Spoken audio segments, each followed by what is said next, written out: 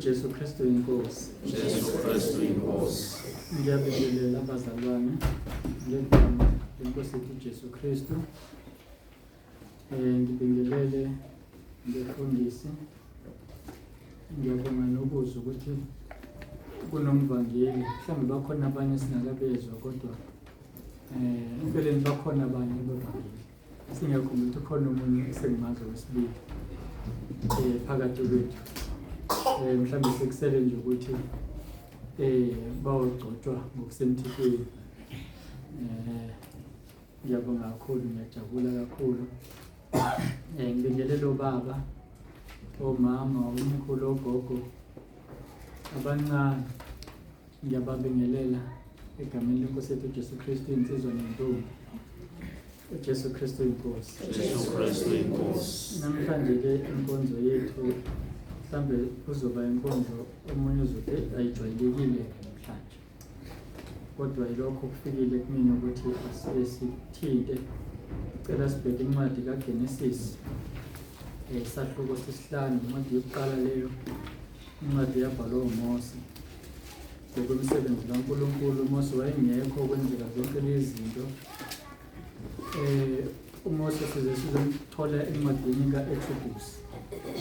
Ubhale incwadi eyabe yena engekho kuyona esenzeka ngoba evezelwa nguNkulunkulu. Iyamangalisa ke imisebenzi kaNkulunkulu. UGenesis isahluko 5 siqale lapha kuverse 21. Ufundeka kanjena. uEnokhe wahamba iminyaka engama-65 wazala uMethusela. Emva kokuzalwa kukaMethusela uEnokhi wahamba noNkulunkulu iminyaka engama-300 wazala amadodana namadodakazi. Zonke izinsuku zika-Enokhi zaziyiminyaka engama-365. uEnokhi wayesehamba noNkulunkulu. uEnokhi wayehamba noNkulunkulu, kepha wayengasekho nje ngokuba uNkulunkulu wamthatha. Cela sivala amehlo sikhuleke. La sifunde khona ke sithola ukuthi ngiyazi ukuthi abanye bethu isiZulu ngeke baqonde kahle makuthiwa ngicela ukuthi ngithathe lesilungu mhlawumbe kuzozwakala kangcono kwabantu. Ngiyaqonda ukuthi asiwona amaZulu sonke, sinelimi ezahlukahlukene. Bengingacabanga ukuthi ngizovula iBhayibheli lesingisi kodwa ke ngihlale ngiphatha nje okwenzela ikhathi efana lezi. 21. Enoch lived 65 years and begot Methuselah. After he begot Methuselah, Enoch walked with God 300 years and had sons and daughters. So all the days of Enoch were 365 years. And Enoch walked with God, and he was not, for God took him. La sitholu Enoki ehamba iminyaka 65 bese ethola ingane uMethusela. Emva kwalokho usehamba for 300 years uthola abantwana, amadodakazi namadodana esingawasawatshelwa ukuthi amagama awo wobani. Kodwa sithola ukuthi uEnok wahamba noNkulunkulu. Ekuhambeni kwakhe noNkulunkulu watholakala engasekho. Ukuthi uhambe kanjani asitshelwa ukuthi uhambe kanjani. Asitshela ukuthi noma wafa noma kwenza kanjani, kodwa sikwaziyo lithi iBhayibheli uNkulunkulu wamthatha. Ukuthi wamthatha kanjani ke asitshelwa. Ngoba uEliya naye wathathwa uNkulunkulu ngenqola yomlilo kaNkulunkulu. yena siyazi ukuthi waya ezulwini. Kodwa uEnoch asazi noma wathathwa wayezulwini noma wafa ngandlela thize, asazi. Kodwa sikwaziyo futhi ngokwezwi likaNkulunkulu ukuthi umuntu umelwe ukuthi afe kube kanye emva kwalokho kwahlulelwa. Manje uEnoch yikho-ke ngithi asazi ngoba yena asitholi la efa khona, asitholi futhi ukuthi wakhuphukela kuNkulunkulu njengo-Eliya. U-Eliya siyazi ukuthi wabuya esozofa ukuzagcwalise izwi elithi umuntu umeselwe ukuthi afe kube kanye emva kwalokho kwahlulelwa. Wabuya esenguJohane umbhaphathizi, wayeseyafa esebuye sewuJohane, naye-ke uselinde okwakhe ukwehlulelwa. Ukwehlulelwa-ke kuyingxenye ezimbili. Uma sibheka incwadi kaJuda isahluko 1 ngoba vele kuyincwadi eyodwa, uverse number 2 verse 14, uma ngingafusisa uJuda-ke ungaphambi kweSamuel.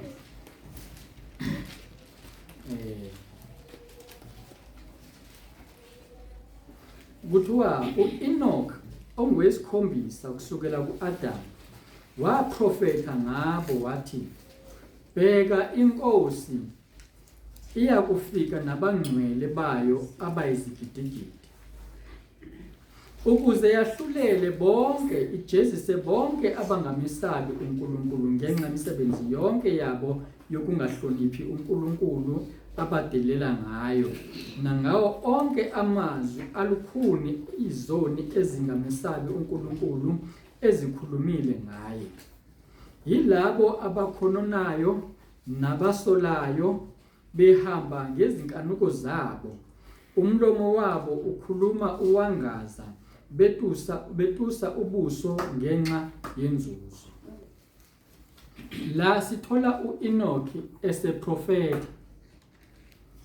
Uprofetha ngokuthi inkosi uJesu izofika nezigidigidi zabangcwele bayo ukuzokwahlulela abantu abangakholwa, abantu abazobe behlulelwa beya ekulahlweni kwangaphakade.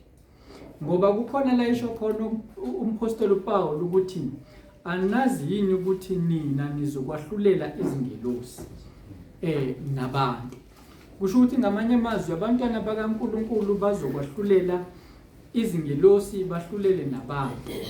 Kodwa futhi nabo labo abangcwele bazokwahlulelwa ukuze bathole imiqhele yabo njengokwemisebenzi yabo. Yikho-ke ngithi ukwahlulela-ke kukabili-ke. Kukhona ukwahlulela kokuthi vele umuntu uyalahlwa, sekuya ngokuthi-ke ukulahlwa kwakhe kulukhuni kangakanani. Siyazi ukuthi abantu mabefakwe ejele, abanye bathola umdili kajele, abanye iminyaka emibili, abanye izinyanga ezisithupha, abanye iminyaka ewu-20 no-18 kuyalena le. Kodwa labo bantu basuke bengena ejele. Kuye ngokuthi isijeziso sakho siya ngokuthi wena wenzeni ukuze uthole leso sijeziso. Kanjalo-ke nabathola imiqheleke kuya ngokuthi benzeni kuNkulunkulu. Yebo, abonanga noma uNkulunkulu babone njengabantu abangonanga, kodwa kukhona imisebenzi kaNkulunkulu ebebamisele yona abangayenzanga ngendlela uNkulunkulu ekade efuna ukuthi bayenze ngayo. Sithola-ke la uEnoch esehamba noNkulunkulu. Uyazi uhambe noNkulunkulu njengalabo abafundi ababeya eMaus behamba nenkosi uJesu baze bembolelwa imfihlakalo ezingatholwanga ngabantu bebengahambi nenkosi uJesu. Wahamba-ke uEnoch ehamba noNkulunkulu, wagcina esenyamalala kubantu, kwaziwa ukuthi ugcine etholakala ehamba noNkulunkulu, kwase wangabesabikho, bangabe besambona abantu. Manje-ke malithi futhi iBhayibheli umuntu umele ukufa kube kanye emva kwalokho kwahlulelwa, omunye uzobuza umbuzo ukuthi uma inkosi uJesu ibuya namhlanje izolanda ibandla layo, bafe nini-ke labo bantu? Linamanga yini leli vesi? Ngesikhathi inkosi izolanda ibandla layo, izolanda abantu abafile maqondana nesono, bese emva kwalokho ukwahlulelwa kwemisebenzi yabo ukuthi benzeni phambi kaNkulunkulu. Ilokho ke okwaprofethwa nguEnoki ehamba noNkulunkulu. uNkulunkulu ke kunezinto azenza kumuntu kuphela uma ehamba naye, angazenzi lezi zinto uNkulunkulu uma umuntu engahambi naye. Kunemsebenzi uNkulunkulu ayithuma umuntu kuphela umuntu mesuke waqala wahamba naye. Engakahambi umuntu noNkulunkulu uthola ukuthi uNkulunkulu akamthumi lo muntu. Lo muntu uNkulunkulu ngakasekela umhlaba, wammisela umsebenzi othize. Usalinde uNkulunkulu ukuthi lo muntu akaqala ahambe nami bese ngiyamthuma. Engakahambi nami ngeke ngisho lutho, ngeke ngimthume. Mhlambe nawe usumbambezile nje uNkulunkulu. Kunezinto afuna ukuyisebenza ngawe. Inkinga yakho ukuthi awukaqali uhambe noNkulunkulu. Ngithena ke namhlanje inkonzo engizothi ithanda ukuhluka kancane, ngoba ngizofunda incwadi erifewa iBhayibheli kodwa futhi ibe ingabhalwanga eBhayibhelini ngokuphelele. Ngifisa ukuthi ke sibhekisise kahle indaba kaEnoki. Kodwa singakayibhekisisi kahle, ngicela sibheke incwadi kaSamuel wesibili, isahluko 1 kuverse 18.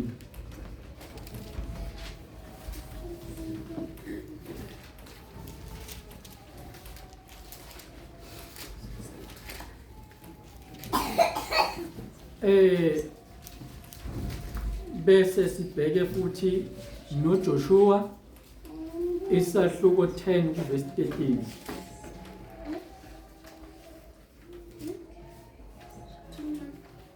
Kufundeka kanjena kuthiwa lapha kuverse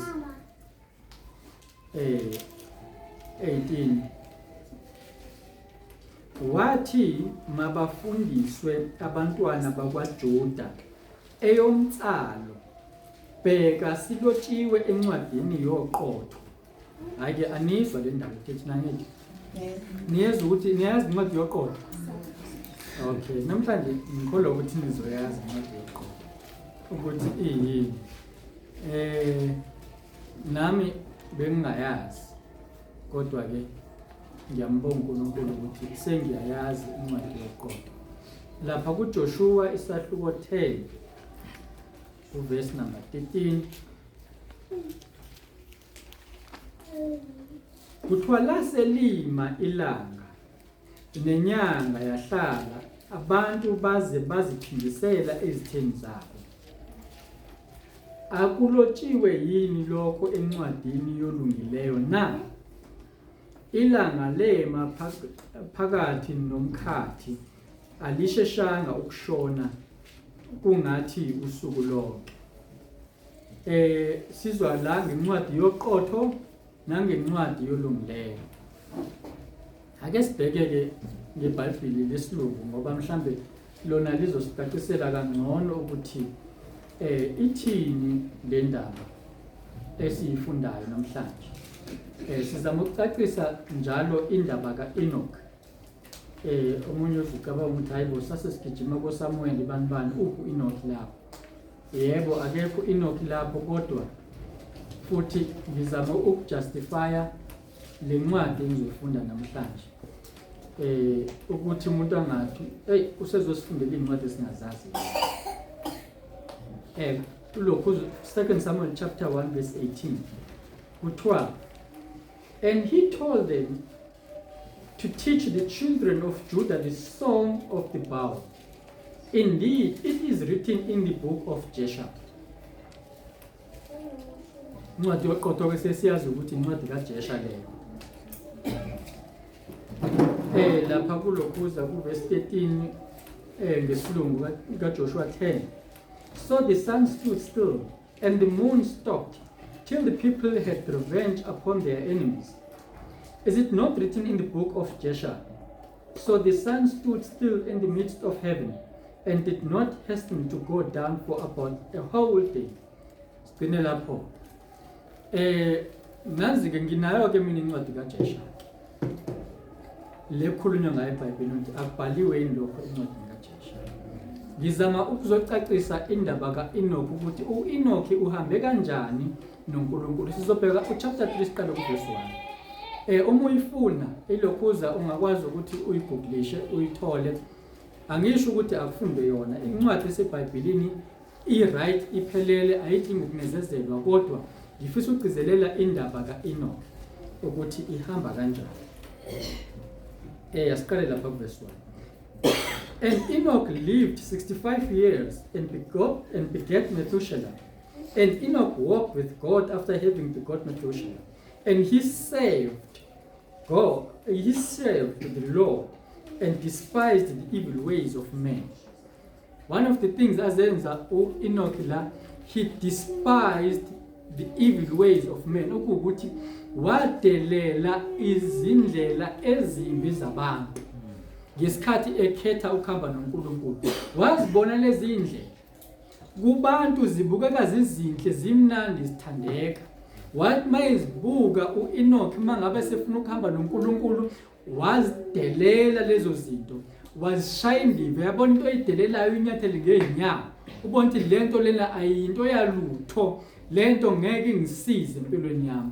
Wenze njalo uEnoch. Verse 2. And the soul of Enoch was wrapped up in the instruction of the Lord, in knowledge and in understanding, and he wisely retired from the sons of men and secreted himself from them for many days. Mangazama ukutolika ngesizulu kuthiwa umoya kaEnoch wawuboshelwe noma uvalelwe ngaphakathi kwezimiso zikaNkulunkulu. Ekwazini uNkulunkulu naseqondeni ngokuhlakanipha waphuma kubantu. Ngokuhlakanipha waphuma kubantu wase eyazifihla kubo abantu insuku eziningi. Waphuma kubantu ngokuhlakanipha wazifihla abantu abangambona. Wenzelani lokho? Ukwenzela ukuthi ahambe noNkulunkulu. Ngoba awukwazi ukuhamba noNkulunkulu usesixukwini uphakathi kwabantu. Kunezikhathi ezikubiza ukuthi nje uma ufuna uNkulunkulu awuthi qekelele ubantu. Wenze njalo uEnoch. Verse 3. And it was at the expiration of many years, whilst he was serving the Lord and praying before him in his house, that an angel of the Lord called to him from heaven, and he said, Here I am. Kuthiwa ke siyayazi expiry date ukuthi into maseyiphelelwe isikhathi. Ukuhlala kwakhe lapha kade ehlezi khona kwaphelelwa isikhathi. It was at the expiration of many years. Emva kweminyaka eminingi kwaphela isikhathi sokuthi angahlala la. Ngesikhathi ekhonza uNkulunkulu ekhuleka phambi kwakhe, ingelosi kaNkulunkulu yafika kuye wathi yena ngilapha.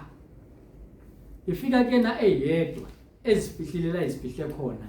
Ngiyacabanga ukuthi mhlawumbe wayezifihle nomndeni wakhe angazi.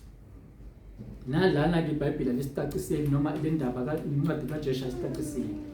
And he said, Rise, go forth from thy house and from the place where thou dost hide thyself, and appear to the sons of men, in order that thou mayst teach them the way in which they should go, and the work which they must accomplish to enter in the ways of God.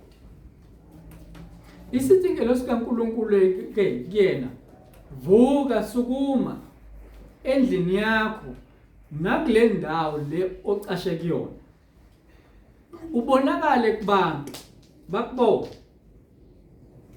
ukuze ubafundise indlela ekumele bahambe ngayo nemisebenzi ekumele bayenze ukuze bangene ezindleleni zikaNkulunkulu.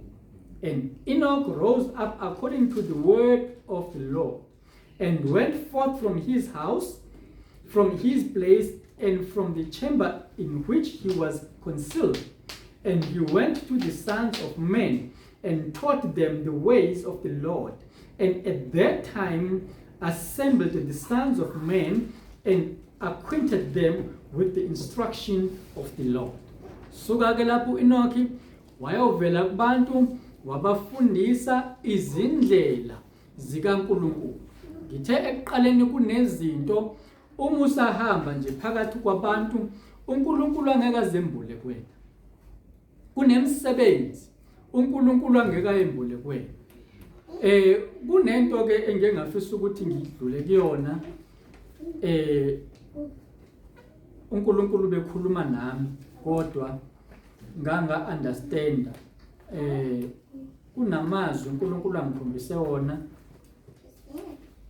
ngawafunda ngazibuza ukuthi hawu obekade ngabe ngifunda iBhayibheli yini kwangathi ngiyeqala le ndaba ukuthi uthi uNkulunkulu umuntu uma engathembekile kokuncane engathembekile emalini lize licacisa iBhayibheli emalini uNkulunkulu kunezinto angeke amkhombise zona kunemsebenzi uNkulunkulu angeke amnikeze yona uNkulunkulu imisebenzi yakhe ngoba lo muntu akathembekile kokuncane akathembekile emalini ayike kwasho ukuthi ngikhunjuzwa indaba noma uNkulunkulu into ake ayikhuluma kimi ezinyangeni ezedlule ngendaba yemali ukuthi umuntu mayeza kimi exakekile noma nami ngizibona ngixakekile kodwa kumele kube khona engikwenzayo uma kukhona engingakwenza ngabona ukuthi ngifakwe ebhodini elincane uvela ubona ukuthi nami umuntu efika nazi inkinga obhekene nazo bese uyakhumbula ukuthi uNkulunkulu uthini ngoba kumele kube uNkulunkulu phambili ngathi mangifunda lapho ngabona ukuthi uNkulunkulu uyamkhumbuza ngalamazwi kwangathi ngiyawaqala ukukhuluma naye ngizama ukugcizelela iphuzu lokuthi ke kuneyindawo noma kunohambo odinga ukulihamba noNkulunkulu ukuze uNkulunkulu akuvezele imisebenzi yakho ayeyimisile eyimisela ukuthi yenziwe nguwe umhlaba ungakasekelwa.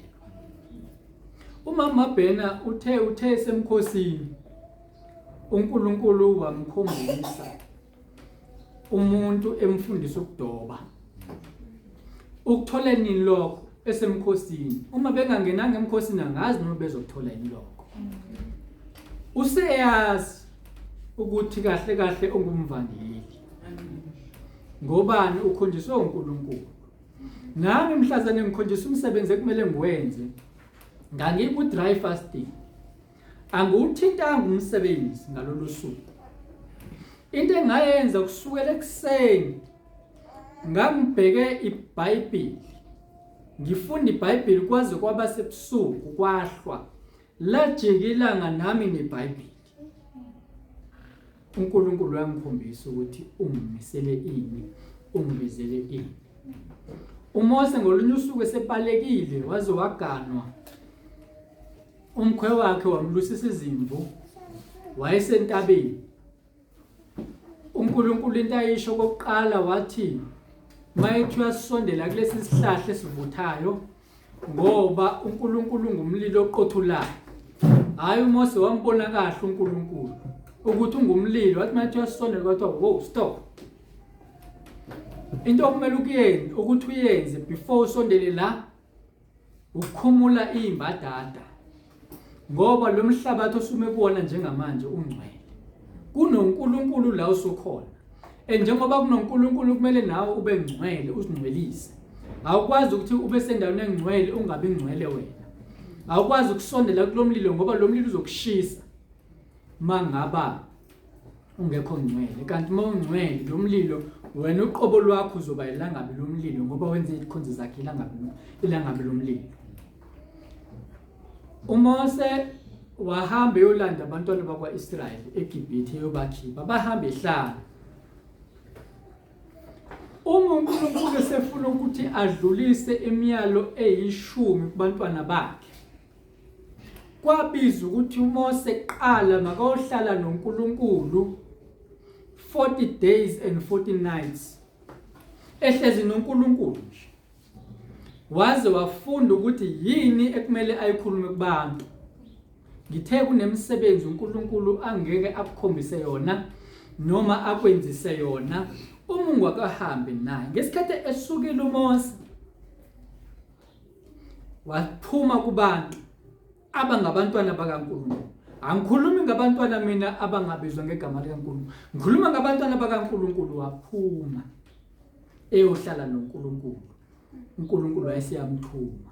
Sizwile nakule ncwadi kaJesha ukuthi wasuka waphuma uEnoki kubantu ngoba efuna indlela zikaNkulunkulu. Wayese uNkulunkulu wamthuma. Omunye ke angathi hayi mina ngiphumile kubantu futhi mina ngihlala ngedwa, kanti uhlala ku social media, kanti uhlala ku Facebook nako TikTok. Lo muntu uthi yena uphumile kubantu kodwa akaphumile kubantu. Sathane useveze abantu abavela ngenye indlela manje ongeke ubabone physically, kodwa ubabona ngezithombe, ubona lokhu nalokhu nalokhu. Ngobani? Sathane ufuna ukuphica. uNkulunkulu uthanda ukusebenzisa umuntu ozophuma kubantu angene kuNkulunkulu, kube uyena noNkulunkulu, abambane noNkulunkulu. uJakobe, igama elithi Jakobe lisho ukukhohlisa noma ukubambelela esithendeni. Kwathi inyoka iyochoboza isithende sakho wena muntu noma inzalo yosifazane. Inyoka ke leyo. Kwaba uJakobe igama lakhe ebambelele esithendeni sikamfowabo Esawu. uJakobe mhlazane eqala ukubona abe nephupho ezukhuluma kukaNkulunkulu nenhlanganyelo noNkulunkulu, kwaba mhlazane yedwa noNkulunkulu ehlala. Ngesikhathi sahlezi nabazali bakhe lapha nomfowabo, asibona uNkulunkulu, asimuzwa uNkulunkulu ekhuluma noJakobe. Sibona kuthulekile nje, kodwa futhi uJakobe ukhethiwe. Mhlazane ephinda futhi ewelisa umndeni wakhe nemfuyo yakhe esala yedwa noNkulunkulu. Ila sesithola khona sekushintsha igama lakhe lishintshwa uNkulunkulu. uNkulunkulu esezibonakalisa ukuthi uzokwenzani ngempilo kaJakobe. Kahle kahle i-destination kaJakobe ngokohlelo lukaNkulunkulu lingesilona uhlelo lomuntu nabazali bakhe luthini? Walithola mhlazane eyedwa noNkulunkulu. uMose wabuya. Mayifika ngesikhathi ephumile uMose, uyena uMose wayenoNkulunkulu kakhulu phakathi kwabantwana bakwaIsrayeli. Mayiphumile sasale sitha sathola indawo esixubeni. No-Aaron kwakuyena okwakufanele asize uMose, ehambe noMose wabona imisebenzi kaNkulunkulu, naye wadideka engekho uMose. Benza ithole abazolikhonza uNkulunkulu baseGibhithe. Bethi ngoba uMose asimboni, asazi ukuthi kwenzakaleni kuye, ngoba kuyacaca ukuthi laba bantu bese bengasakhonza uNkulunkulu kanti umthetho wabo bese bekhonza uMose. Ngoba manje mabengamboni uMose phakathi kwabo bayona. Mhlambe nawe nje mongabe ungekho ebandleni, ungekho nabantwana bakaNkulunkulu uyona. Mhlambe nawe usunethole lakho olaziyo, alazi ithole lakho lihluphayo. Mabengekho abantwana bakaNkulunkulu, uma ungekho ebukhoneni kaNkulunkulu noma lapho kukhona umntwana kaNkulunkulu, lithini ithole lakho? Kumele libulale. Ungakhumbula eGibhithe. Bakhumbula eGibhithe, babona eGibhithe sasiphila kamnandi, udliwo anyanisi. Bebona futhi ukuthi eGibhithe bekhonzwa lelithole. Mhlawumbe bacabanga ukuthi yelo anyanisi nalaba khukhamba sizobathola masibuyisa lelithole laseGibhithe. Kanti bazixabanisa noNkulunkulu ukugcina. Bangabantu abakhethiwe. Intukuthelo kaNkulunkulu yabavuthela. noMose enoNkulunkulu ngaphakathi kwakhe. Le ntukuthelo kaNkulunkulu yabonakala kuMose, yavutha kuMose leNkulunkulu, le ntukuthelo kaNkulunkulu, nalezi ibhebhe zamatshe ayiphethe ezofundisa abantwana bakaNkulunkulu, wathukuthela waze wasiphihliza. Mase iphihlizile, wabona kunesidingo sokuthi akabanxusele abantwana bakaNkulunkulu. Uzoyithola le ndaba kuDeuteronomy 8, indaba kaMose, uMose ebanxusela abantwana bakaNkulunkulu esethena uyasichitha lesi sizwe. Ngoba lesi sizwe sesikhonze ithole, silikhonza ithole sesiphumile eGibhithe. Mhlawumbe uNkulunkulu bengekabe nenkinga uma bebelikhonza leli thole bese eGibhithe. Manje ulikhonza kanjani leli thole ungasekho eGibhithe usuphumile na? uNkulunkulu wathi, hayi Mose, ngizokuvusela yakho ke manje inzalo. Lesi sizwe ngisibhubhize sonke ngoba sizokhonza abanye uNkulunkulu, ngikhona. NgiwuNkulunkulu waso lesizwe. Ngibatshenile ukuthi nguNkulunkulu waso. Bazibone imanga ngizenza phambi kwabo. Ngoba nanze into emcasula kakhulu uNkulunkulu. Uthi umntwana kaNkulunkulu esebonile imisebenzi kaNkulunkulu, kodwa umuntu aphinda aqhubeke one eseyazi imisebenzi kaNkulunkulu, esewabonile amandla kaNkulunkulu. Umuntu angabazi mase kufika izinto, angabazi mase kufika izinhlupheko, kodwa amandla kaNkulunkulu sewabonile. uMose wabanxusela. Ngizonqamulela indaba ukuthi wabanxusela kanjani. Ekubanxuseleni kwakhe kwasho ukuthi kudinga ukuthi imiyalo kaNkulunkulu ibhalwe phansi, ngoba ibingenzelwanga leso sizukulwane kuphela, ibisenzelwe nathi leyo myalo leyo, nami nawe ngoba siyinzalo kaAbraham. Wabiza ukuthi uMose akangacabanga azama ukukhumbula ukuthi uNkulunkulu wayethini ukuze ngitshele laba bantu. Kodwa kwambiza makaphindele entabeni another 40 days and 40 nights. Esephindele ukuyonxusela laba bantu nokuthola futhi umbiko ovela kuNkulunkulu ngalaba bantu.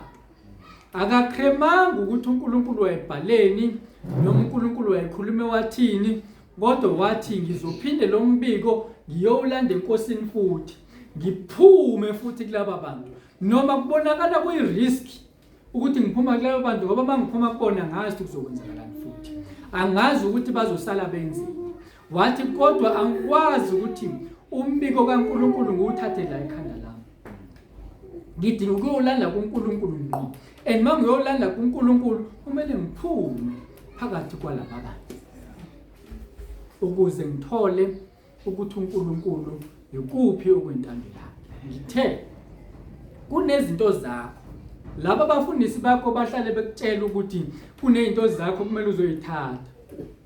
Awuzuyithatha ke kulabo befundisi, uzozithatha kuNkulunkulu ngokuthi uphume esixukwini, uphume kubantu uye kuNkulunkulu. Yile uzozithola khona. Ngeke uzithole ngokuthi usenkonzweni ukuthola uzothatha izinto zakho. Akusiyona indawo yokuthatha izinto zakho leyo. Indawo yokuthatha izinto zakho ukuthi wena uqobo lwakho uhambe uyoyifuna, ngoba uthe uNkulunkulu ngifuneni ngisona ukuthola. Ningibize ngisesekuduze. Omubi ashiye indlela yakhe embi. Yilokho ke okuzokusiza ukuthi uthole izinto zakho. Izinto zakho zikamoya, ukuthi uNkulunkulu uhlezi nje wena ukubizeleni. Mhlambe kushunyayeliwe waze wacabanga ukuthi nakho mina uNkulunkulu angizele khona. Uneqiniso yini ukuthi ngempela ubizelwe lokho yini? Noma uzwe uthinteka nje. Mhlambe nesitha sakutshela lokho kanti usokwenza umsebenzi wrong. Mhlambe lapho isitha sazikhona ukuthi ngizombamba lapho. Vele wenza into engamele ngabuya yenza. La ngizombamba khona.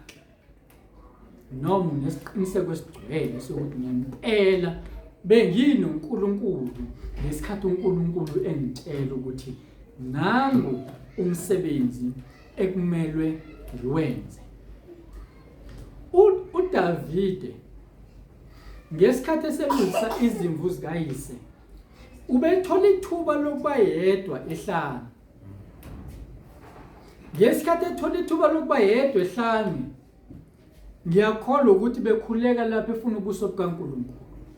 uNkulunkulu waze wathi kuSamuel, ngimbonile ngimtholile wenhliziyo yami, nguyena ngimkhethile ukuthi akabe inkosi, ngimalile lo uSaul. Yazi uSaul wenzani? Uyathunywa ukuthi makabulale wonke ama-Amaleki. Kuthunywe bani? uSaul. Kuthunywe ngubani? nguNkulunkulu. Mase efika laphayana useshiya inkosi yakho, useshiya izimvu ey'nonile, uthi uyoyihlabela uJehova. Mayefika uSamuel uthi ukwenzeleni lokho, uthi hayi abantu bangicindezela. Kanti mhlawumbe kwakumele aphume nje isixukwini angaze acindezelwe. Ucindezelwa abantu nje uphakathi kwabantu. Ucindezelwa abantu nje akazihlanganisanga noNkulunkulu ngokuthi afuna ubuso bukaNkulunkulu ukuthi ithini intando yakho. Yebo sengizwile ukuthi ikuphi kumele ngikwenzele khona, kodwa yiphi indlela engizokwenza ngayo ngendlela ekuyintando yakho. Yena uzolalela abantu. Mhlambe nawe usubalalelile abantu, bakutshela ukuthi kuyilokhu nalokhu nalokhu. Ngobani na? Usesesixukwini. Kunezinto uNkulunkulu angazikhulumi phakathi kwesixuku, ongeke uzizwe uma usesixukwini. Lapha kuMateyu 5 uma uqala kuverse 3, inkosi uJesu uyayikhuluma phakathi kwesixuku. Ithe isuka yakhuphukela entabeni, lithi iBhayibheli abafundi bayo bayilandela. Mayifika entabeni yakhuluma ngey'busiso. Babusisiwe benza ukuthi zonke lezi zibusiso ngesikhathi inkosi Jesu sesesixukwini phakathi kwabantu ayikhulumanga nesodwa salezo zibusiso. Zikhulunywa kuphi? Sekusentabeni. Yilabo abayilandelile inkosi uJesu baba kanye nenkosi uJesu. Kaningi inkosi uJesu ikhuluma ifundisa emathempelini, ngolunye usuku izofundisa entabeni. Mayifundisa entabeni, ngalolo suku yalandelwa ngisho nayisixuku. Yaba nozwelo inkosi, baze bathola ukudla abangakusebenzelanga. Inkosi inozwelo yenza ukuthi cishe ngezinto eziwu5 nenhlanzi ezimbili noma ezintathu. Sakhumbule kahle, abantu badla bonke basutha. Bawumpostoli ukuhlalesho ke ethi ukulahla ukudla kuyisono. Lapha kuJohn 6 verse 12 ithi inkosi uJesu kubafundi bayo mase bedlile abantu basutha bonke, cishe more than 5,000 amadoda bengabalwanga abesifazana nabantwana. Yathi inkosi oshani imvuthuluka makungalahlwa lutho. Kusitshelani lokho? Makuthiwa makuxoshwe imvuthuluka siyobani ke thinta isilahla ukudla. Kuthiwa makuxoshwe, mhlambe le mvuthuluka yayisiwele phansi, kodwa uthi inkosi uJesu makungalahlwa lutho. Ngobani? Inkosi ayifuni ukuthi isilahle. Nami ngiyangizithole sengithethe isingane lapha ekhaya ukuthi ayibo akungalahlwa ukudla, angithandi ukuthi kulahlwe ukudla ngoba kuyisono, akulungile phambi kaNkulunkulu. Badla laba bantu, emva kwalokho benzani? Hayi ke, number 1, bafuna ukuthi inkosi bayenze inkosi yalomhlaba. Bafuna ukuthi bamkhethe lapho inkosi uJesu yanyamalala. Sebefuna ukuyikhetha ukuthi beyinkosi. Ngoba ibingezelanga ubukhosi bomhlaba, kodwa ibizela ubukhosi bezulu. Nathi asibizelwanga ubukhosi bomhlaba. Yikho sizohlupheka sizondwe nezihlobo zethu. Lize lithi iBhayibheli sizokhashelwa nezihlobo zethu nezingane zethu nabazali bethu ngoba asizelanga ubukhosi balomhlaba. Emva kwalokho laba abantu bayilandela inkosi. Yathi inkosi aningilandeli ngoba nibone imangaliso. Ningilandela ngoba nifuna ukudla. Lokho nakudla ngasemfuna khona ukuthi baqale bafuna ukumkhetha beyinkosi ngoba befuna ukudla. Sebeyamlandela manje, angani ngoba befuna ukuthi bamkhethe inkosi abeyinkosi futhi ngoba befuna ukudla. Hayi wabe chazela iqiniso ukuthi hayi nilandela ukudla nilandelanga mina. abanye bayafasta befuna ezinye izinto kanti ngoba befuna izibusiso zikaNkulunkulu hayi ngoba befuna uNkulunkulu. Awukumkhonza uNkulunkulu kule inhlupheko nazo obheke nazo njengabantu. Awukumkhonza uNkulunkulu ubona sengathi uthakakuphendula. Umkhonze uwedwa. Umkhonza ubonke engathi ngisele ngedwa bonke abantu sebengijikela engathi abasangifuni. Ungazi uthi mina senginalento lela abantu abangayifuni kimi.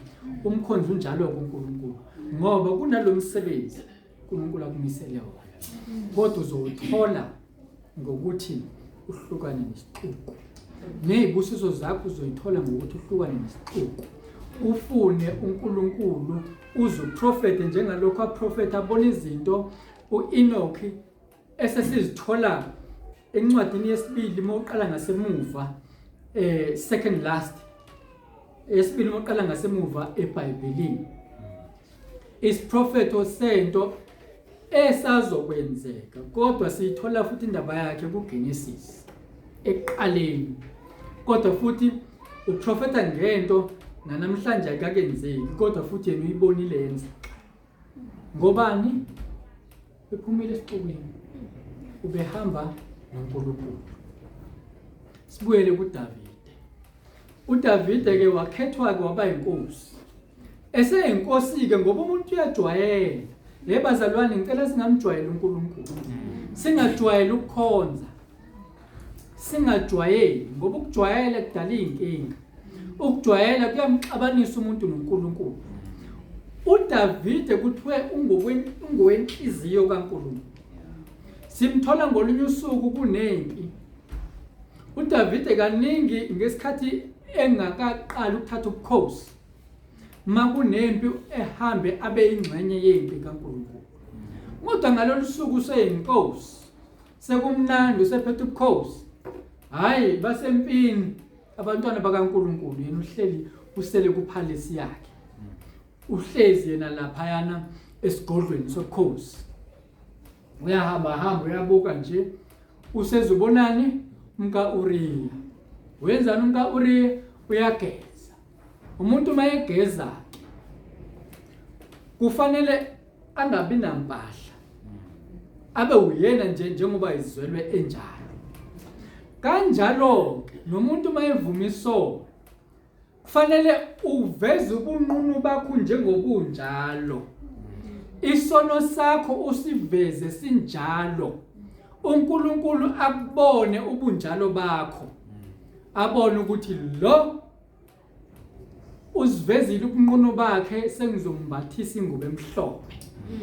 Ingubo yami engcwele ukuze kufihleke ubunqunu bakhe. Ngoba usebuvezile kimi uze kumina nobunqunu bakhe engifuna ukubona ubunqunu bakhe.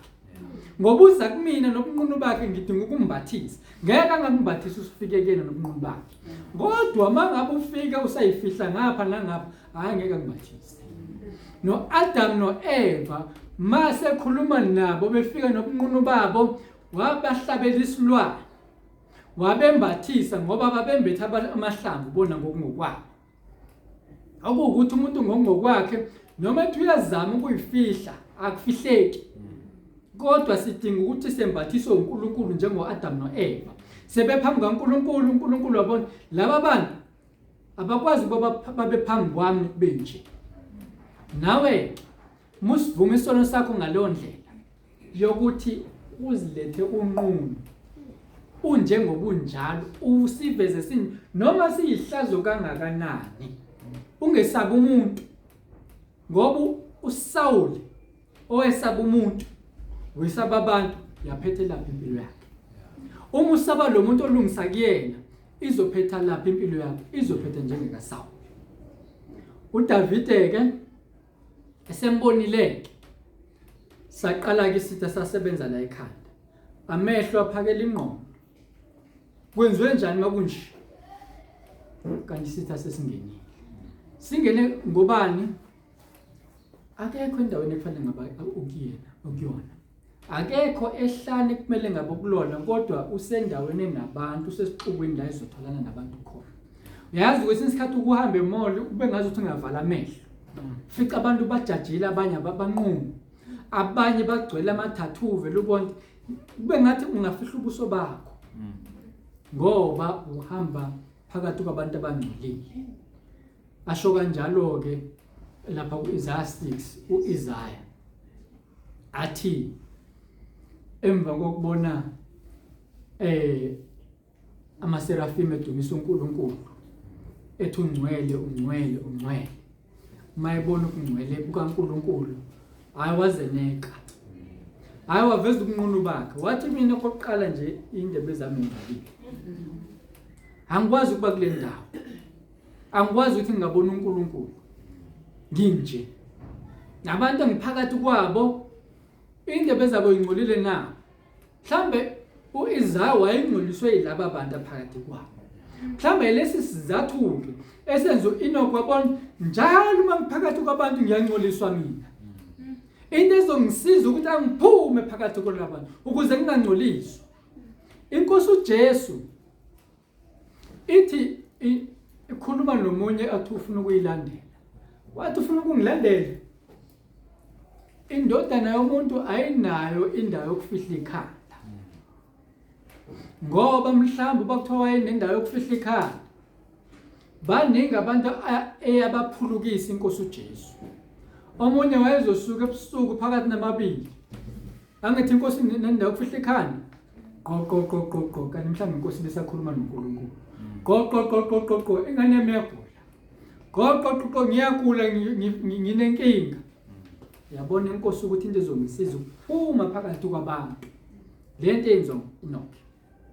Mhlazana inkosi uJesu ikhetha abafundi bayo, yayingalalanga endlini, yahamba entabeni yabuya ngakusasa, yayisiyazi ukobani ekumele bakhethe. uMoses wayehambile ngeke ngakusho lokho, wayesebuye sazi ukuthi ithini imiyalo kaJehova ngabantu bakhe uNkulunkulu. Inkosi uJesu ibiphuma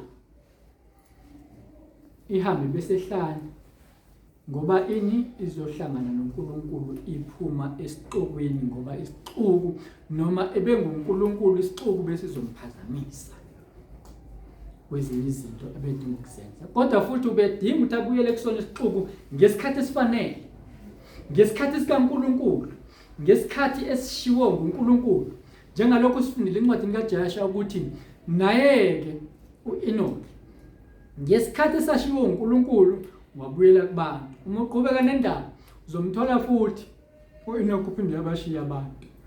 Uyabondela abantu laba basaqhubeka nokungcolisa. Ngizoze ngingcole phambi kobusuku bukaNkulunkulu, kanti uNkulunkulu akayifuni into engcolile. Le ngubo yami emhlophe iyozingcola, kanti mina ngifuna ukuthi le ngubo ihlale emhlophe njalo. Hamba noNkulunkulu waze wanyamalala kubantu, naye abantu babefuna ukuthi ngabe inkosi phakathi kwabo. Uma uqhubeka nendaba uyothola ukuthi abantu ngesikhathi sokuphila kwakhe phakathi kwabantu uEnoch, abantu bamesaba uNkulunkulu bamkhonza. Ekuphileni kwakho-ke la uphila khona, abantu bayayibona ngemisebenzi kaNkulunkulu ayenza ngawe. Ithi inkosi uJesu kanjalo makukhanya ukhanya kwenu phakathi kwabani, phakathi kwabantu, babone imisebenzi yenu emihle, basebenze njani, badumise uBaba osezulwini. Le misebenzi yokwenzeka kanjani? Ngokuthi uqale kube wena noNkulunkulu, bese uNkulunkulu enza imisebenzi yakhe emihle ngawe. Abantu le misebenzi bayibone kuwe ngoba uNkulunkulu ngumoya, abantu abamboni. Kodwa uNkulunkulu mayefuna ukubonakala uzosebenzisa lo mzimba wakho. Mhlawumbe umprofeti, mhlawumbe uNkulunkulu ufuna ukwenza imisebenzi yamandla ngawe. Sizwile kulezi insuku imisebenzi kamoya ekhulunyiwe. Abanye kumele baprofete, abanye bashumayela, abanye bafundiswa, abanye abapostoli nana. Mhlawumbe nje wena usahlezi nje, kanti uNkulunkulu nomsebenzi wakho. Phela wena awukakayi kuNkulunkulu ukuthi uthi nangu mina Nkosi. NjengoIsaiah wathi nangu mina Nkosi, thuma mina Nkosi.